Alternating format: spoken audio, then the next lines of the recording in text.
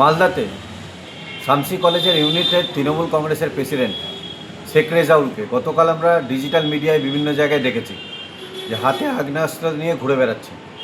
আমরা ভারতীয় জনতা পার্টি বলতে চাই যে এই সন্ত্রাস, এই গুন্ডা, এই তোলাবাজদের বিরুদ্ধেই কিন্তু স্বতঃস্ফূর্তভাবে মানুষ ভারতীয় জনতা পার্টিকে আশীর্বাদ করে পশ্চিমবঙ্গে ক্ষমতায় এনেছে এবং এই সন্ত্রাসের দমন করার জন্যই কিন্তু ভারতীয় জনতা পার্টি সরকার হয়েছে। আমরা এই শেখ রেজাউলের মতো এই তৃণমূল কংগ্রেসের তোলা গুন্ডাদের বিরুদ্ধে ভারতীয় জনতা পার্টি বলতে চাই যে ইতিমধ্যেই পশ্চিমবঙ্গে গুন্ডা দমন আইন কিন্তু লাগু হয়েছে। ইনারা মূর্খের স্বর্গরাজ্যে বাস করছে, ইনারা সংবিধান জানেন না, তাই এই আইন সম্বন্ধে ওয়াকিবহল নয়।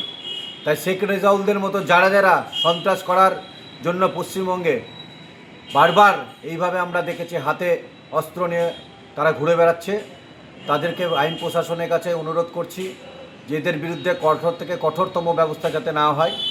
এবং আরও বলতে চাই ইনাদেরকে যে হাতে যারা অস্ত্র আজকে খুব সহজেই নিয়ে ঘুরে বেড়াচ্ছে, এই অস্ত্র কোথা থেকে এলো, কারা এই অস্ত্র পাচার করলো, কারা এর সঙ্গে যুক্ত আছে এবং এদেরকে ওতপ্রোতভাবে তৃণমূল কংগ্রেসের কোন জেলা নেতা শেল্টার দিচ্ছে, মদত দিচ্ছে, তাদেরকে খুঁজে বের করে তাদেরকে যাতে কঠোর থেকে কঠোরতম সাজা দেওয়া হয়, জেলের মধ্যে পোড়া হয়। কারণ হচ্ছে কোনো না কোনো মদত ছাড়া এরা কিন্তু এইভাবে প্রকাশ্যে দিবালোকে এইভাবে অস্ত্র নিয়ে ঘুরতে পারে না।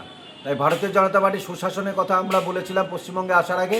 এই সুশাসন প্রতিষ্ঠার স্বার্থে আগামী দিন এই তোলাবাজদের বিরুদ্ধে, সন্ত্রাসকারীদের বিরুদ্ধে ভারতীয় জনতা পার্টি বৃহত্তর আন্দোলনে নামবে দরকার পড়লে, এবং সাধারণ মানুষকে নিয়ে এই তোলাবাজদের বিরুদ্ধে কিন্তু আন্দোলন গড়ে তুলবে।